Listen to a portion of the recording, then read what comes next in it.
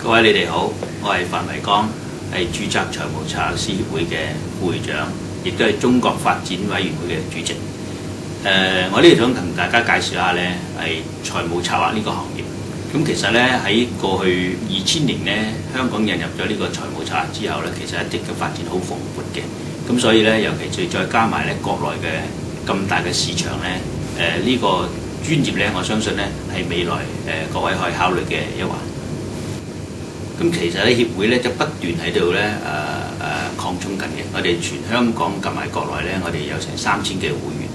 咁喺會員方面咧，當然我哋經過唔同嘅考試啦、規則啦，咁有經驗先可以入得會。咁最近我哋發覺咧，市場有一個唔同嘅需求，就係一啲好專業嘅人士，亦都係好忙嘅人士咧，佢好希望攞到我哋呢個 destination。為咗呢個問題咧，我哋協會亦都開咗個會咧，我哋希望能夠咧吸納呢班優質嘅會員。當然啦，我哋有個需求啦。我哋經過個委員會嘅審查，我哋都叫做精英班。咁喺精英班裏邊咧，我哋係用比較短啲時間咧，去完成由課程裏邊嘅 concept 點樣去應用喺日常喺 financial planning 嗰方面。嗱，我相信呢個 program 咧，就算你自己唔係做，將來唔係打算喺理財策劃呢個服務都冇問題。最緊要咧就自己本身咧，亦都會因呢個課程咧而得益嘅。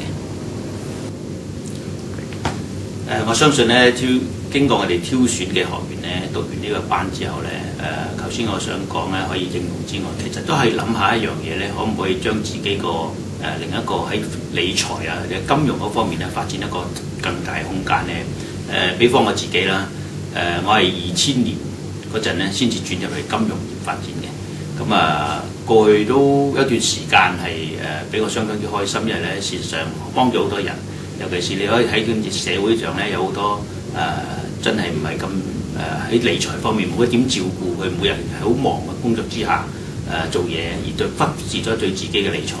咁喺呢邊咧係好大程度好有工作上嘅滿足嘅。咁我希望睇完呢個 video 之後咧，你睇睇我哋嘅呢個 program 嘅內容，咁俾個電話詢問一下有關嘅情形點樣啊咁樣。咁亦都希望咧喺不久將來見到你啦。